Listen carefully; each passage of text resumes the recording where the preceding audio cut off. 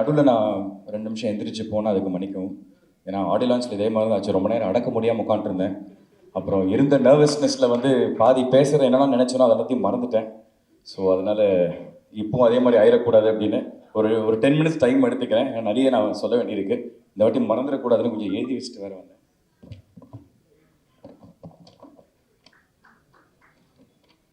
இல்லை,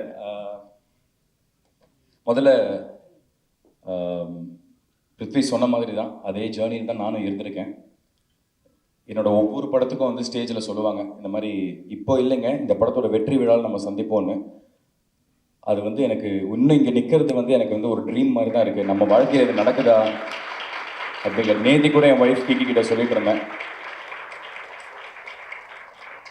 நேற்று கூட கீக்கி கிட்ட தான் சொல்லிட்டு இருந்தேம்மா, எனக்கு நம்பவே முடியலம்மா, என் லைஃப்பில் இப்படி ஒரு நல்லது நடக்குதா அப்படின்னு. ஸோ இந்த வெற்றி படம், இதை வெற்றி படமாக ஆக்கிய பத்திரிகை நண்பர்கள், ஊடக நண்பர்கள், மக்கள் எல்லாருக்குமே ரொம்ப ரொம்ப நன்றி. Thank you for giving me this success. இது நான் ஆடியோ லான்ச்லேயே சொல்லியிருந்தேன், இது வந்து எனக்கு ரொம்ப ஒரு ஸ்பெஷலான ஒரு ஃபிலிம் அப்படின்னு. இது ஏன் ஸ்பெஷல் அப்படின்னா வந்து ஃபர்ஸ்ட் ஆஃப் ஆல் இது எனக்கு ஒரு நிறைய பரிசுகள் இந்த படம் எனக்கு கொடுத்தது, நிறைய சர்ப்ரைசஸ், நிறைய கிஃப்ட்ஸ் ஒன்று கொடுத்தது. என்னென்னா முதல்ல வந்து எல்லாருமே வந்து நான் எல்லா யூடியூப் வீடியோஸும் பார்த்தேன், பப்ளிக்கோட ஃபீட்பேக் பார்த்தேன், உங்களோட ரிவ்யூஸ் எல்லாத்தையும் பார்த்தேன். யுனானிமஸாக எல்லாருமே வந்து என்னோட இந்த படத்தையும் சரி, என்னை பற்றியும் சரி, எல்லாருமே ஒரு 100% ஒரு ஆதரவு வந்து கொடுத்துருக்கீங்க. ஸோ இது வந்து என் லைஃப்பில் எனக்கு இது கிடச்சதே இல்லை. ஸோ அது வந்து ப்ளூ ஸ்டார் எனக்கு கொடுத்த ரொம்ப ஒரு ஸ்பெஷல் கிஃப்ட். அதுக்கப்புறம் அஃப்கோர்ஸ் நான் அன்றைக்கே சொன்ன மாதிரி வந்து சக்கரைக்கட்டி ரிலீஸ் ஆகி கரெக்டாக இந்த படம் ரிலீஸ் 25th அன்னைக்கு வந்து 15 வருஷம் 4 மாதம், அதாவது 5600 நாள் ஒரு வெற்றி படம் எனக்கு கிடைக்கிறதுக்கு. ஸோ அது வந்து ப்ளூ ஸ்டார் எனக்கு கொடுத்த ஒரு கிஃப்ட், அதுக்கு ஒரு நன்றி. மூணாவது, இந்த படம் வந்து எனக்கு சினிமா பற்றி ஒரு பாடம் கற்றுக் கொடுத்துச்சு. என்ன மாதிரி கதைக்களம் எடுத்து பண்ணணும், என்ன மாதிரி கதாபாத்திரம் இனிமேல் நம்ம சூஸ் பண்ணி பண்ணணும் அப்படிங்கிறது ப்ளூ ஸ்டார் எனக்கு கற்றுக் கொடுத்துச்சு. ஸோ அதுக்கு வந்து ஒரு நன்றி. இது எல்லாத்தையும் தாண்டி ரொம்ப ரொம்ப முக்கியமான ஒரு விஷயம், எங்கள் அப்பா அம்மாவுக்கு ஒரு சந்தோஷத்தை கொடுத்துச்சு.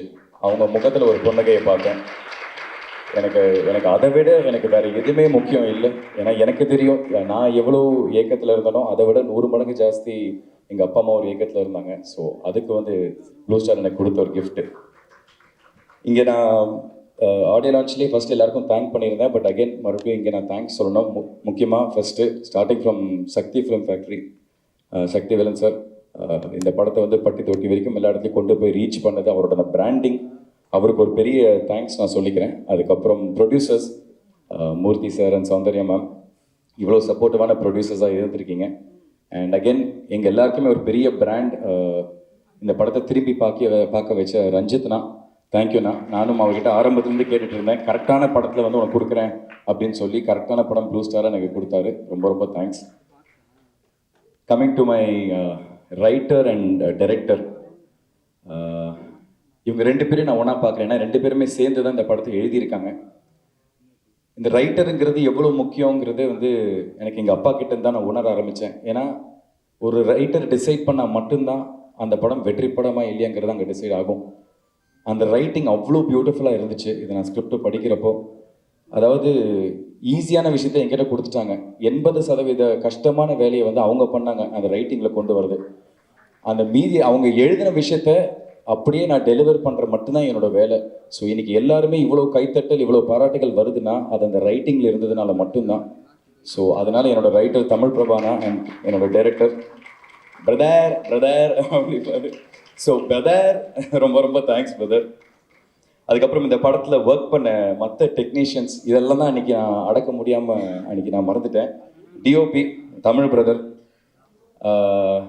20 நாள் ஷூட்டிங் முடிச்சுட்டு ஒரு நாள் ரூமுக்கு நானும் அசோக் பிருத்திலாம் போயிட்டு இருந்தோம். அப்போ வந்து என்னை கூப்பிட்டாரு, ப்ரோ ஒரு நிமிஷம் ப்ரோ அப்படின்னாரு. என்ன பிரதர்ண்ணா, இந்த நீங்கள் இப்படி பேட்டிங்கில் நிற்கிறீங்க, அப்போ பால் இந்த பக்கம் அப்படி போயிட்டே இருந்துச்சு, அப்போ அம்பையர் ஆவனா இப்படி கையை தூக்கிட்டு இருந்தார் அப்படின்னா என்ன பிரதர்? பிரதர் என்ன பிரதர் சொல்கிறீங்க? இல்லை பிரதர் இப்படி நின்றுருந்தீங்களா? இல்லை பிரதர் அதை சொல்லலை, நீங்கள் என்ன கேட்குறீங்க உங்களுக்கு புரியுதானே? இல்லை பிரதர் புரியலன்னு தான் கேட்குறேன். உங்களுக்கு கிரிக்கெட்டை பற்றி ஏதாவது தெரியுமா பிரதர்? பிரதர் சொட்டு போட்டால் எனக்கு வராது கிரிக்கெட்டு, அதோட ஏபிசிடியே தெரியாது, எனக்கு பிடிக்கவும் பிடிக்காது. யாராச்சும் கிரிக்கெட் ஆடிட்டு இருந்தாங்கன்னா அங்கே போய் பாலை திருடி உள்ளே போய் ஒளிச்சு வச்சிருவேன். மேட்ச் ஓடிட்டுனா ப்ளக்கை பிடிக்கி விட்டு வந்துடுவேன். ஏங்க என்ன இல்லை பிரதர், அது என்னமோ தெரியல. அப்படி எப்படி பிரதர் இந்த படத்தில் கமிட் ஆனீங்க கிரிக்கெட் படம்னு? இதை சொன்னால் எனக்கு கமிட் பண்ண மாட்டாங்க பிரதர், அதெல்லாம் சொல்லாமல் மறைச்சிட்டேன் அப்படின்னாரு. ஆனால் அதுலேயும் a lot of respect, because இந்த ஸ்போர்ட்டை பற்றி எதுவுமே தெரியாமல் அதை கற்றுக்கணுன்னு ஒரு ஆர்வத்தை எடுத்து அதை தெரியாமல் நடிக்கிறதும் ஒரு கலை தான். ஸோ அதனால வந்து அதை கற்றுக்கணுன்னு ஒரு ஆர்வமாக எடுத்து இன்னைக்கு சினிமாட்டோகிராஃபிக்குன்னு தனியாக வந்து அவர் பேர் போடுறப்போ எல்லாரும் அவர் பர்டிகுலராக மென்ஷன் பண்ணுறப்போ அவ்வளோ பாராட்டுகள். ஸோ அவருக்கு என்னோட நன்றி. ஏன்னா எவ்வளோ ஷாட்ஸ் எனக்கு தெரியும். அந்த ஒரு ஹெவியான ஒரு கேமரா வந்து தோளில் போட்டு ஃபுல்லாக ஹேண்டில் வந்து ஷாட்ஸ் ஹேண்டில் பண்ணியிருந்தாரு. அது ரொம்ப ரொம்ப கஷ்டம். ஸோ வாழ்த்துக்கள் தமிழ் ப்ரோ. எடிட்டர் செல்வா, அதாவது கிட்டத்தட்ட எனக்கு தெரிஞ்சு ஃபஸ்ட்டு ரா ஃபுட்டேஜ் எடுத்துகிட்டு போய் அவங்க டம்ப் பண்ணுறப்போ ஒரு 20 மணி நேரம் ஃபுட்டேஜ்னு நினைக்கிறேன். அவ்வளோ பெரிய ஒரு ஃபுட்டேஜை வந்து, ஏன்னா அவ்வளோ கிரிக்கெட் மேட்சஸ் விளையாடி இருந்தோம். ஸோ அவ்வளோ பெரிய ஒரு ஃபுட்டேஜை வந்து ஒரு 3 மணி நேரத்துக்குள்ளே சுருக்கி அதை எங்கேஜிங்காக இன்ட்ரெஸ்டிங்காக மக்களுக்கு கொண்டு போய் கொடுத்துருக்கீங்க. ரொம்ப ரொம்ப தேங்க்ஸ் பிரதர். அண்ட் ஃபஸ்ட்டு வந்து எங்களுக்கு ஃபீட்பேக் செல்வா அவர்கிட்ட இருந்தால் இந்த படம் வந்து எல்லாருக்குமே ஒரு பெரிய படமாக வரும் அப்படின்னு. ஸோ ரொம்ப நன்றி brother. Music director of course Govind வசந்தோட சாங்ஸ்னால தான் வந்து இன்னைக்கு ஃபஸ்ட்டு இந்த படம் வெளியில் போய் பட்டி தொட்டி வரைக்கும் போய் ரீச் ஆயிருக்குன்னா அது கோவிந்த் வசந்தா அவரோட சாங்ஸ் தான். அவருக்கு பக்கபலமாக இருந்த அறிவு பிரதர், ரொம்ப ரொம்ப அவருக்கு நன்றி. எனது படத்தில் பாடின எல்லா சிங்கர்ஸ் அண்ட் எல்லா மியூசிஷியன்ஸ் எல்லாருக்குமே. அசிஸ்டன்ட் டைரக்டர்ஸ் அங்கெங்கேன்னு வந்து மாடு மாதிரி ஓடி ஓடி அலைஞ்சு அந்த ரோடில் பிளாக் பண்ணி ஒருத்தர்கிட்ட கண்டமேனிக்கு திட்டு வாங்குறது, அதெல்லாத்தையும் கேட்டு சிரிச்சுட்டு தேங்க்யூங்க அப்படின்னு சொல்லிட்டு அந்த திட்டெல்லாம் வாங்கிட்டு எங்களுக்கு அவ்வளோ தூரம் ஓடி ஓடி வேலை பார்த்தாங்க. ஏன்னா ஒரு சின்ன ஆம்பியன்ஸில் நடக்கிற படம் இல்லை, ஒரு ஜாகிரஃபியை பேஸ் பண்ணி அவ்வளோ பெரிய இடத்துல வச்சு எடுக்கிற ஒரு படம்.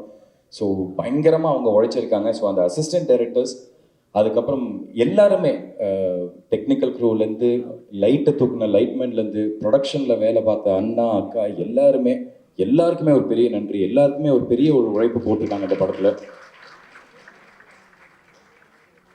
அப்புறம் முக்கியமாக blue star boys and alpha boys,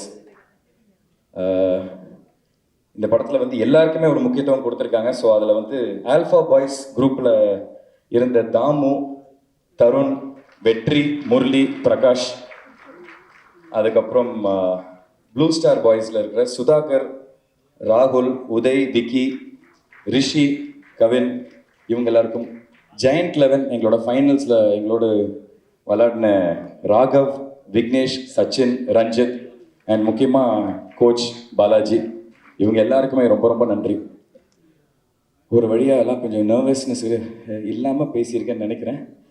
இது எல்லாத்தையும் தாண்டி எனக்கு இந்த படத்தில் கிடைச்ச ஒரு மிகப்பெரிய பரிசு, நான் ஒரு விஷயத்தை படிக்கணும்னு நினைக்கிறேன். இது எனக்கு நேற்றுக்கு ஒரு ப்ரோக்ராம் போயிருந்தோம், ஜீ தமிழோட ஒரு ப்ரோக்ராமுக்கு.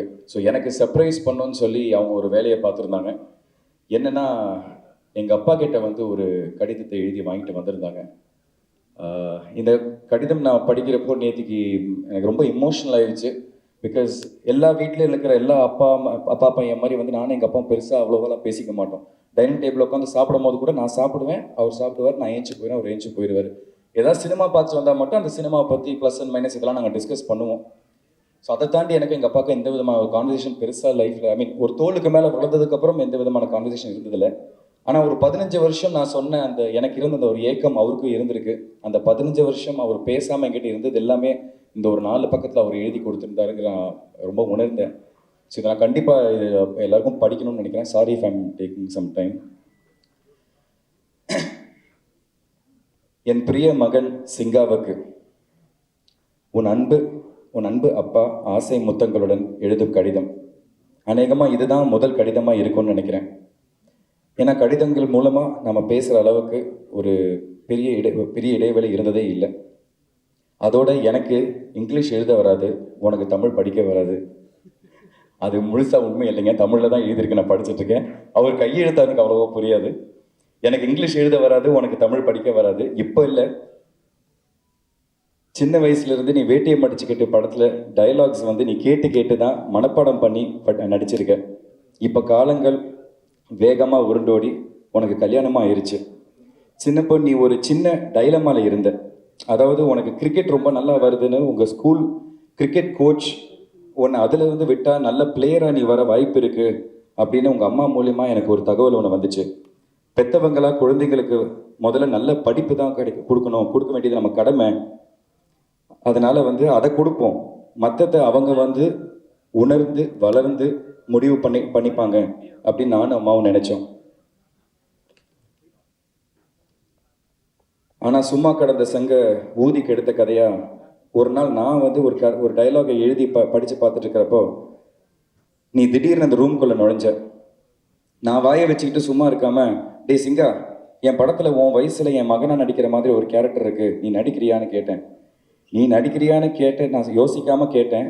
நீயும் சாதாரணமாக ஓகே நடிக்கிறேன், என்ன பண்ணணும்னு நீயும் சொல்லிட்ட. எனக்கு ஒரு சின்ன ஷாக் ஆயிடுச்சு. சரின்னு ஒரு டயலாக் ஒன்று சொல்லி வெளியிலிருந்து உள்ளே வந்து டயலாகை பேசிக்கிட்டே சோஃபாவில் இருக்கிற புக்ஸை நகர்த்தி வச்சு ஒரு டவலில் மடித்து வச்சுக்கிட்டு இந்த டயலாக்ஸை பேசணும்னு சொன்னேன். நீயும் ஒரு தடவைக்கு 2 தடவை டயலாகை கேட்டு தெரிஞ்சுக்கிட்டு வெளியேறி போனேன். நான் ஆக்ஷன்னு சொன்ன உடனே டயலாகை பேசிக்கிட்டே உள்ளே வந்து அந்த டவலை மடித்து வச்சுக்கிட்டு அந்த சோஃபாவில் இருக்கிற புக்ஸை எடுத்து வச்சுட்டு ஓகேயான்னு கேட்டேன். இப்போ நான் பேந்த முழித்தேன். நீ சரியாக கரெக்டாக நடித்ததுக்கப்புறமும் நான் பேக் அடிச்சிட்டேன்னா உனக்கு ரொம்ப ஹர்ட் ஆகிரும்னு லீவ் நாட்களாக பார்த்து நான் ஷூட்டிங்கை வச்சு இந்த படத்தை முடித்தேன். அது கிரிக்கெட்லேருந்து உன் ரூட்டை நடிகனாக திசை மாற்றிருச்சு. அதுக்கப்புறம் உனக்கு சக்கரக்கட்டி படத்தில் எல்லாம் அமைஞ்சும் சக்ஸஸ் சரியாக அமையலை.